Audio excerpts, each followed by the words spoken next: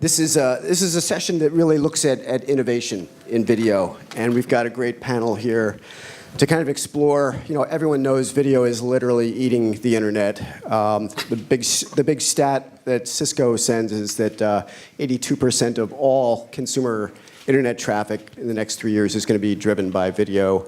14% of that live video. So obviously everyone is getting on the train, but that's not a given for making money. So we've got a great panel here to unpack what that means in terms of monetization and strategy. And so let's go down the line and just first introduce yourself and who you work for and what you do. I'm Henry Embleton. I am the head of ad products and revenue at Elation, and Elation are coincidentally part owned by AT&T, so yeah, very anxious about this news at 4 o'clock.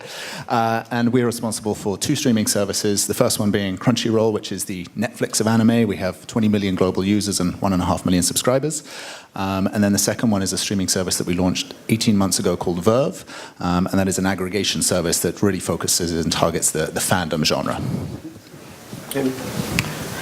I'm Corbin DeRobertis, and I'm with Meredith. I run innovation there, and we are very excited to have completed the acquisition of Time Inc. Earlier this year.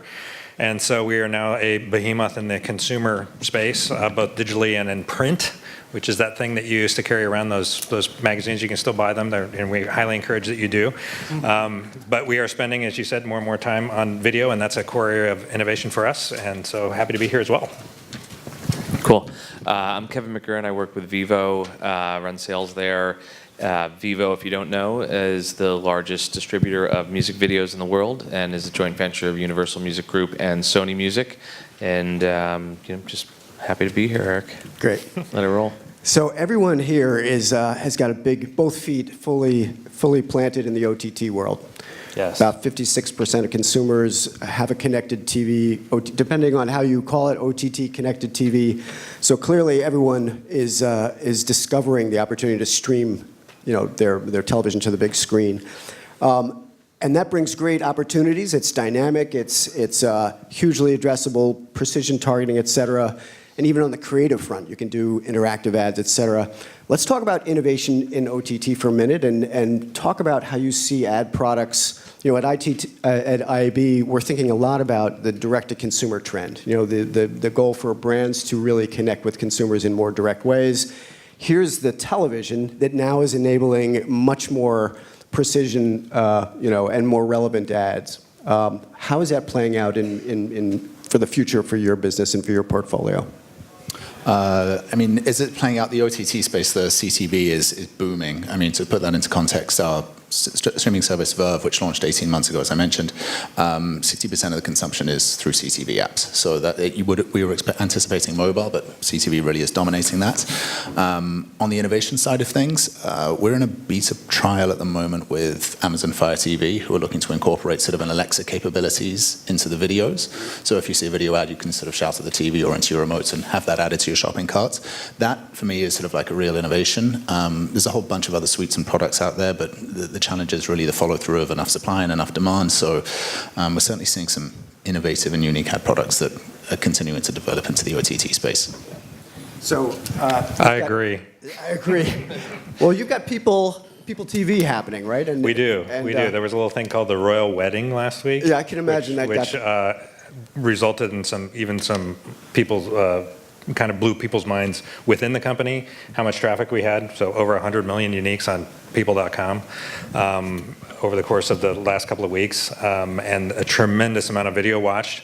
And so for us, again, the challenge is really getting the advertiser into context in that space, and OTT is fantastic for that because we can do cool stuff like actually localizing stuff, bring it into local retailers, and allowing people to participate at a level of granularity that they just can't in a traditional set-top environment. So we're thrilled with the capabilities, but my little anecdote has been in 6 proposal meetings so far today. Every single one of them ask about shoppable video. So it's here. It's a thing.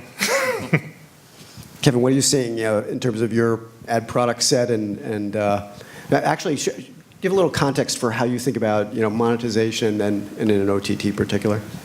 Yeah, I mean, we as a company just shifted our strategy tremendously just recently and looked at a lot of effort that we've put in over the past years in owned and operated applications and said it's probably not the best return in the world for the amount of engineering that we put into those services. And if you look out and you see how people consume, there's a lot of different flavors of how people consume represented up here, but for us it starts with YouTube, and we look at just the viewer on YouTube and how much of that viewership comes through connected television, and it's massive, right? It's 15+%, can get as high as 20, and those are on very, very big numbers, right? So in the US, we're 25 million people a day, 100 and almost 20 a month. So that's a great start. And what we wanted to do was look out into the world and see where people are consuming video elsewhere, right? If you look at the aggregators, and you heard Netflix and Amazon are the largest streaming services, but they're devoid of advertising, and we're a free supported service, right? So we want to be able to have ad support be a way that you get your music videos for free, because it already exists on YouTube in that way. So the Hulus and Slings and Sonys and DirecTV Now's, Verves of the world would be opportunities for us to go out and replicate that kind of ecosystem for big content repositories in an on-demand environment and monetize through advertising. So that's our strategy. And I think you'll probably see that across the board, whether it be led by the device manufacturers like a Roku or these aggregators like a Hulu or a Verve or a DirecTV Now. I'm not 100% certain how that will go, honestly, who wins that game or if it is a game that needs to be won either way. But I think it comes down to the usability and the searchability, because if you think about YouTube, the reason why they're the largest MVPD that has ever existed is because they're the second largest search engine that exists, right behind their parent. So it's the best way to find stuff, super simple. And apps and devices and services, not so much, actually. Not the greatest places to search things. So when that gets solved through things like Alexa and Siri and Hey Google, yeah, I think you're there. Search and discovery, yeah, that's a huge issue in OTT, but you actually just touched on something that I would love to explore a little bit more. So that portfolio of ads that is increasingly kind of expanding and requiring advertisers to get on board. We were really curious at IAB. We did a study, Maggie Zhang is here, helped us with that a little while ago, that looked at innovation in video. And so we asked publishers and brands and tech enablers to kind of share with us where they were placing their bets. So for publishers, top of the list was skippable, 6-second, interactive, and vertical. For brands, vertical at the top, interactive, 6 seconds, and skippable last. No surprise, they don't want you to skip your ads. So let's talk about 6-second for a minute, because I think that really, the interest for both buyers and sellers on that, I'm curious what you guys are thinking, how you interpret that. Is that an indication of an ad experience that publishers are looking to optimize for concerns about attention, or is it a opportunity to evolve the portfolio and think about storytelling differently? From our perspective, I think it's definitely an opportunity. It's the consumer is telling us that they don't want such an ad-heavy experience. We've trained them. We've fully trained them. Which is to skip. unfortunate. And when I read through the comment section in the App Store, the most common complaints about ads is too many ads, too many ads, too many ads, which is that's universal. That's just the nature of the beast. So a 6-second non-skippable then is a very compelling case. The challenge is being able to then find a big supply of that demand, or going and selling it through and getting the agencies to then have that creative ready. I know Facebook do this obviously to some degree, but again, the CPMs aren't as compelling, so it's a negative impact on the business, and sometimes it's not such a compelling. You have to make that choice between chasing consumption or chasing revenue and finding that balance. Mm-hmm. Yeah, Kevin, we see it almost as a, sorry. I was going to say, living in the YouTube ecosystem, Yeah. Yeah. Know about it. Yeah. you must know about this. I know a little bit about it, yeah. Yeah, I mean, I'm a pretty vocal, detractor from skippable advertising. I think it doesn't make sense for the mass majority of premium content that exists in any platform, let alone on YouTube. I think that if you have enough demand for the content that you create, then the advertising tax that is adjacent to it should be appropriate for the length of the video that you're about to watch.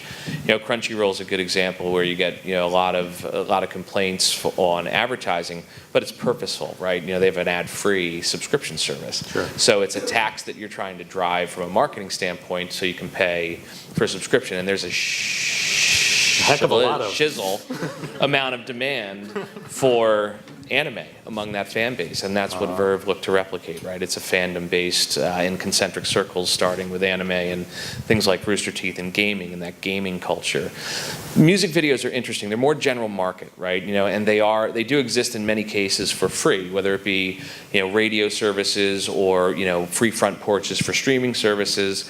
You have to have that free opportunity for people to watch music videos. The key for us is to allow them to be curated by that user, but also augmented by advertising.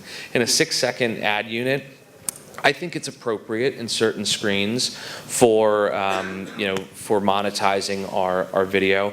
But when you have the largest celebrities in the world on camera for 4.5 minutes, budgets that can go upwards of $3 million for those 4 minutes, 6 seconds is a tough economic equation to get to. I think that whether it's 15 seconds or 30 seconds, I'm not a proponent of 30-second spots for 4.5-minute videos. I'm not some guy that just wants more advertising because I make more money. It's not the right balance, right? It's an inappropriate tax for that type of content and that length of viewership.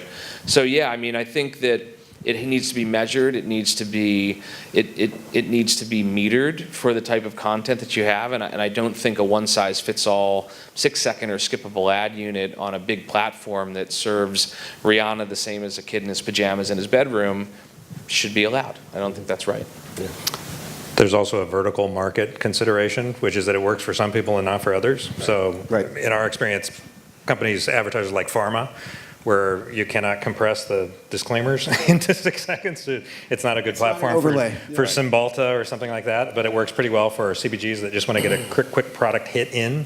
So we see kind of a balance of people getting really excited about the format, even from a creative standpoint. The Foundry within our organization, which is our creative agency, it's named after the restaurant in the hotel, by the way, which is also strangely called the Foundry. But half of those people are super excited about the format just because it forces you to kind of strip everything away and make something that's really concise and hard-hitting for the consumer, which ultimately is a virtuous cycle.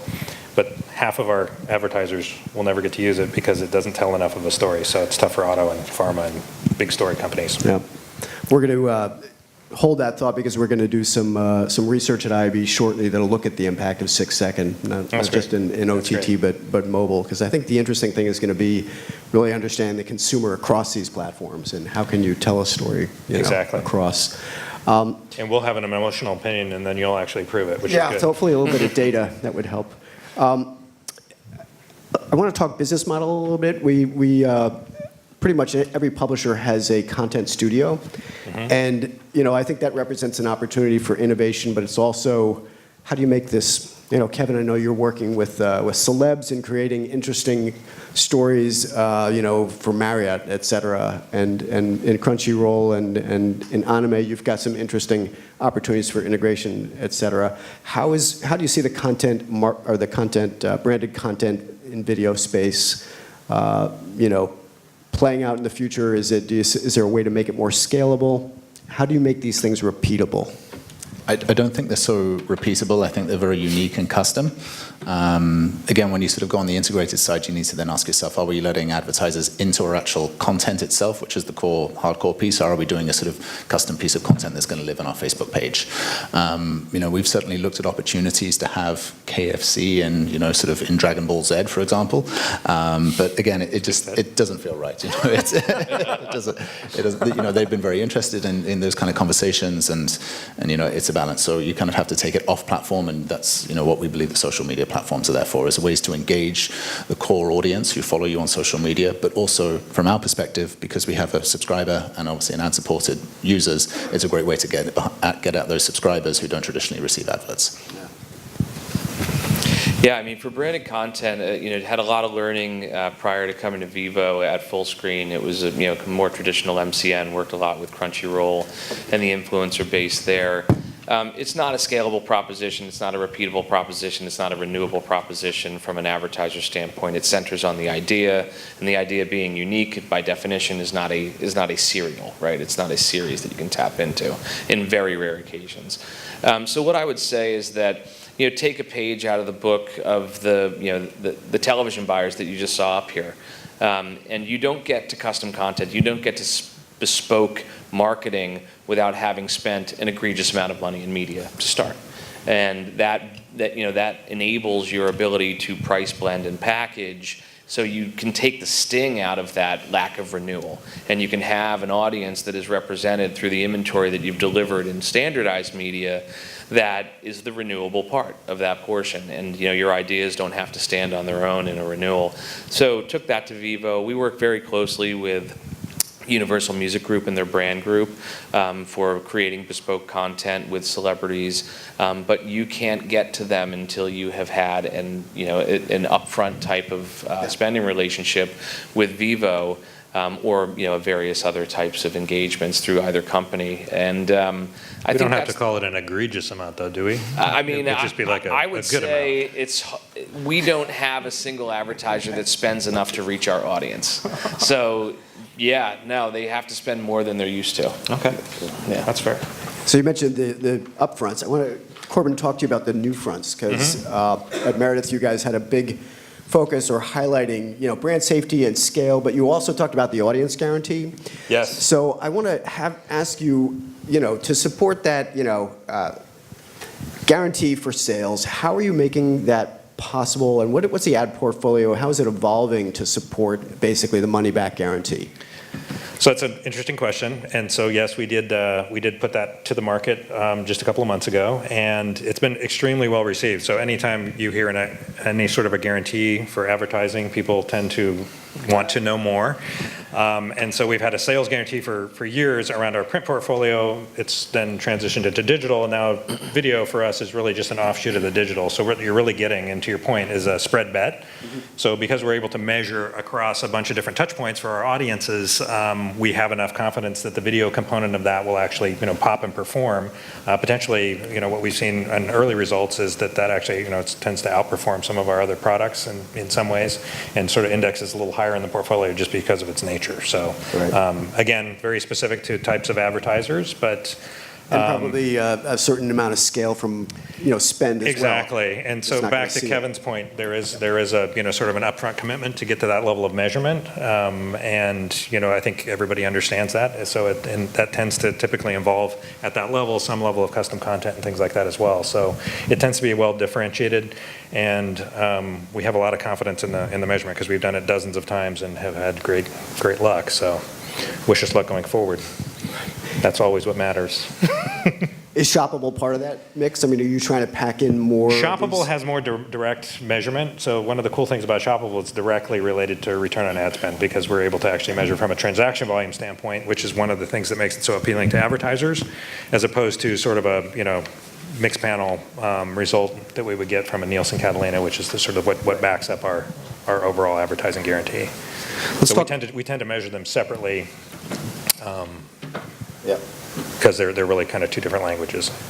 Let's talk about mobile for a second. The other huge, aside from OTT, metric is that now consumers, about 90%, according to a couple of different analytics companies, saying that consumers are basically holding their phone vertically 90% of the time. So that's for a native app, that's a requirement. You can't not buy or deliver an ad unless it's vertical. But that creates, going back to your point about the creative execution, and what is it going to take to make sure that TVC that was, shot horizontally doesn't end up on mobile with, white sidebars?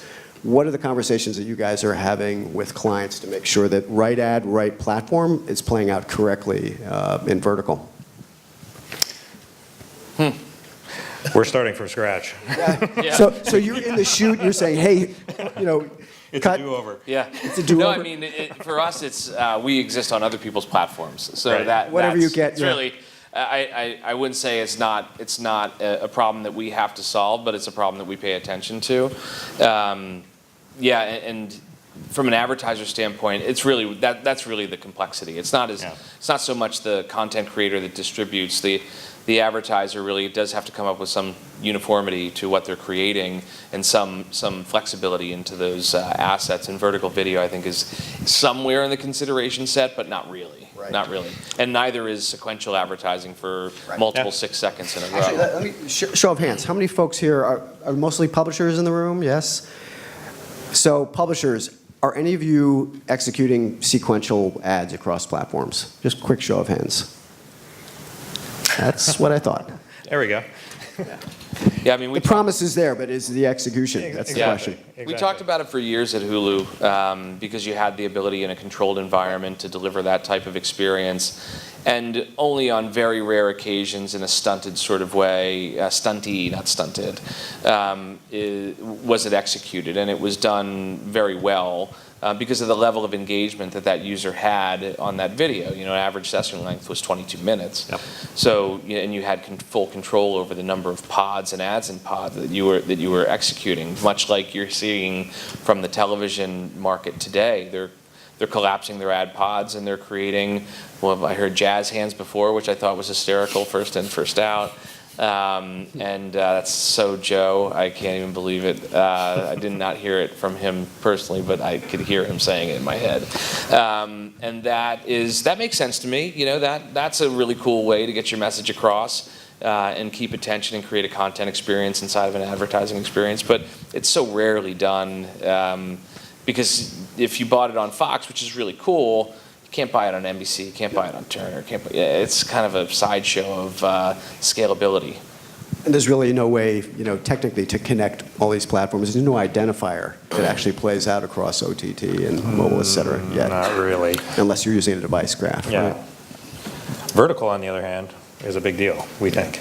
Yeah. That's coming. That's coming as CTV is coming as well. That is, if you look at the demographics and the consumption, it's, you know, look at Facebook, Snapchat, Instagram. This is, you know, where they're driving their big consumption. So what really needs to happen, and I think what we'll start to see happening, is a lot of these publishers taking this content off of Facebook and Instagram and these third-party platforms and putting vertical sort of players and assets on their own O&O. And I don't understand you guys are looking at this. That's what we would love to do nothing more than that, yeah, and nothing less, yeah. I think unfortunately right now... But it's a start from scratch. Yeah, exactly. You got to start from scratch. Unfortunately, right now, the association with vertical video is with low quality, and that's kind of a bummer, right? Because these screens and the They're full connection screen. speeds- It's an extraordinary. It's a very Yeah, strange misnomer, right? You know, that vertical video is somehow a blown out, pixelized amateur version It's of like what a your message rich would be. magazine ad. It's literally taken over the whole Yeah. screen. Yeah, but it's. I think you're right. It is a rich magazine ad, but it is not yet a television ad in HD, right? And I think that's where the demand comes from. That's where the advertising dollars come from. That's where the major shift is. You know, print has had its shift, and they're, you know, more heavily anchored in digital now than most other businesses. Television is shifting daily, right? And the advertising business on $70 or $80 billion is constantly being re-expressed, not just in digital properties, but in lots of other properties, the mass majority of the beneficiary being in digital. But the quality bar is not there, the measurement is not there, the reach capabilities are not there, and the standardization is not there. So I think vertical video is big, and it's definitely how consumers want to consume, but the rest of the ecosystem has not caught up to that yet. Right. One of the questions we have is, like, how long is somebody willing to watch vertical? So it tends to be for really short snippets or events or things like that, very much the Instagram kind of model. Interesting question, yeah. Yeah, but is it a long form medium as well?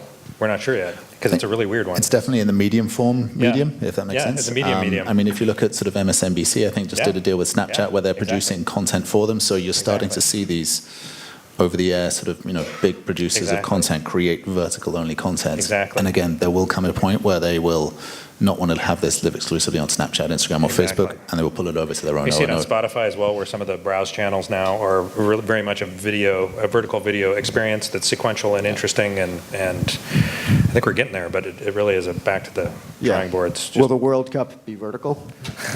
One player at a time. Yeah.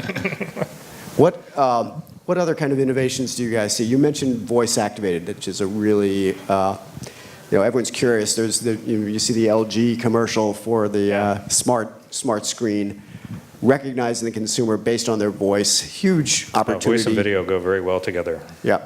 Yes. What are the implications, though, from a brand perspective? Do you think, there's clearly no best practices, there's no user experience yet there, but what are some of the challenges that you see in the evolution of both discoverability, but also ad call to action with voice? Trust. There's too much negative press around. Is this microphone spying on me? Is it reporting stuff? And Yes. That's a great point. Right.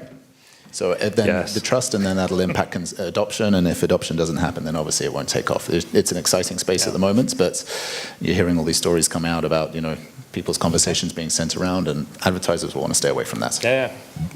Yeah, I mean, for me, I kind of mentioned it. It has the best possibility, voice-activated commands has the best possibility to disrupt the monopoly in search.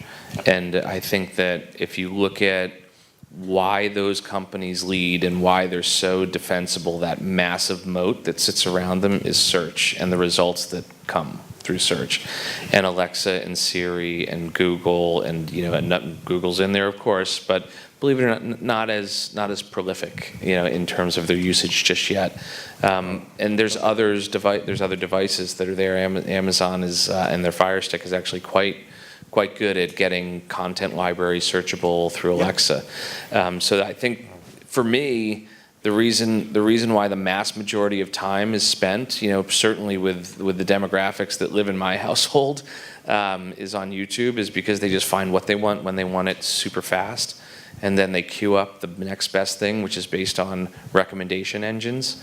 And that type of data flow and that type of content library that can surface in front of you every time you want it, exactly the way you want it, is the way that those services become, more consumer friendly, more advertiser friendly, more content, provider friendly, because there will be competition. Today there is none.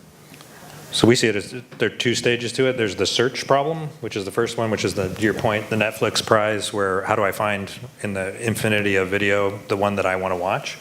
But then there's an in-stream one, which is when you're in-stream and you want to interact with the video as it's actually playing, which is where some of the cool, this is where shoppable video gets its smarts as well, in that there's machine learning that's actually watching the video content and capable of answering questions or associating Send more products with information. it. Exactly. So what else could you talk to the video while it's in stream and actually learn something about what Amazon's done in the past about pushing in the bullets from the side, getting information about the actors, the scene, other things that just bring you a little closer to the experience itself, not only from a shopping standpoint, but from an experience standpoint. Just quick show of hands. How many folks here have Google Home or Alexa?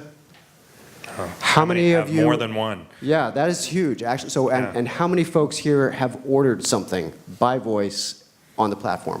Yeah. Wow. Okay. And how many folks would do that through their smart TV if it was authenticated?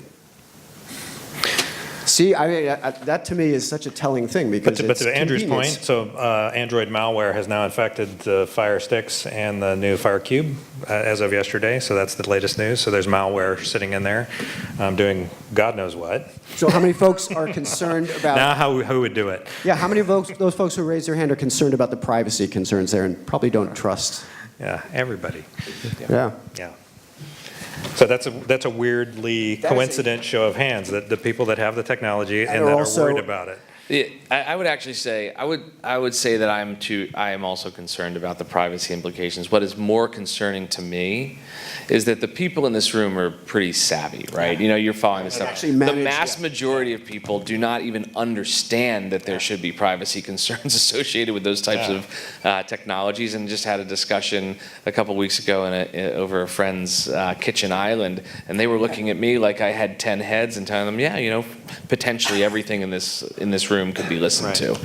And they're like, no, that's not possible. No, okay. Say, hey, Alexa, and see who answers you. And I'm like, do you think they were listening? There's a huge gap in understanding what is Swear possible. at your dog and it becomes your new voicemail message. Yeah, and it is kind of funny. I mean, when it becomes an SNL skit to spoof, then it's for real.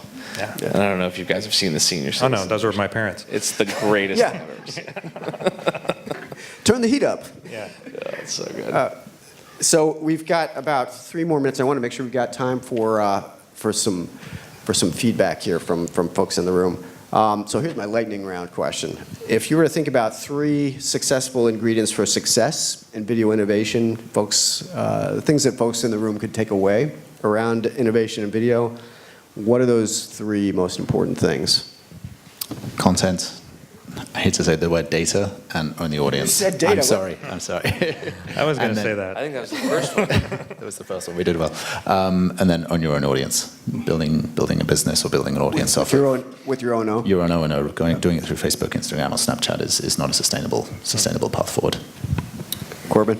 I would agree with those, but just emphasize quality. If you're going to do video, make it good video that people actually want to watch and don't jam it down their throats. Because the people will watch anything, but they really will only come back for good things. So Yeah, I mean, I think I would take quality and maybe put a different spin on it and just say, in your quest for innovation, take the high road, Yeah. right? You know, take the best possible content, take the best possible data, and treat it in the best possible way, and then have the best possible advertising experience for the consumer that drives engagement, that drives you to watch more content, therefore more advertising manifests itself, not just try to steal the show in a very short period of time and hope to God that you sell your product. So I think we always talked about, kind of pixel perfect and high road mentalities, and that will serve you well in innovation, because innovation does have a knack for driving you to the bottom pretty quickly to get things done. Yep.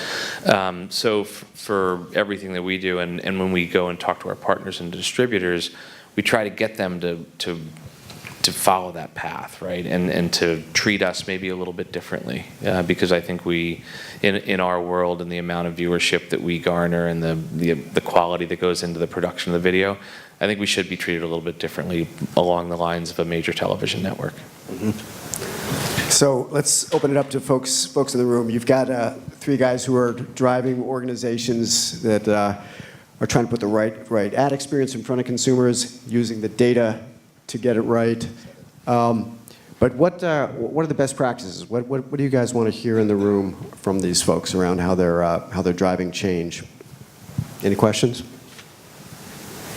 How to get to cocktail hour? Yeah. Let's extend this session for as long as we can. I have one question I want to ask you is, how do you organize for success if you're going to create a innovation-led team or an innovation-led company? What does that look like? As a VP of innovation, I think you're probably best. Oh, yeah, that's best me. You've got your title. I got to It's in my get that in title. my title. Yeah. That's Yeah. awesome. Buy another company and create chaos, and out of chaos will come something. So literally, I mean, that's kind of worked well for us recently, in that I think you had 2 organizations that were relatively staid, kind of smashed them together over a very short period of time, and what's come out of it has been actually incredibly exciting. So it's just sort of that tolerate chaos and embrace it. Yeah, I mean, for us, and it's not everybody's, lot in life, for sure, but it's a bit cliche, but you have to create a culture of risk-taking in order to have innovation. You have to allow people to make mistakes. You have to be okay with what those mistakes cost, and look for the silver linings when they are made. And it happens all the time. We created an entire product this year based on what we thought was a really stupid idea and a really poorly priced campaign, which guaranteed the reach into a population without even controlling for frequency. And it worked so famously well, we created a product out of it and called it Guaranteed We also Reach. have really good ideas that turn out very It was poorly. a horrible idea. And Rob and I almost killed the guy that did it, and then it worked so well, we launched it.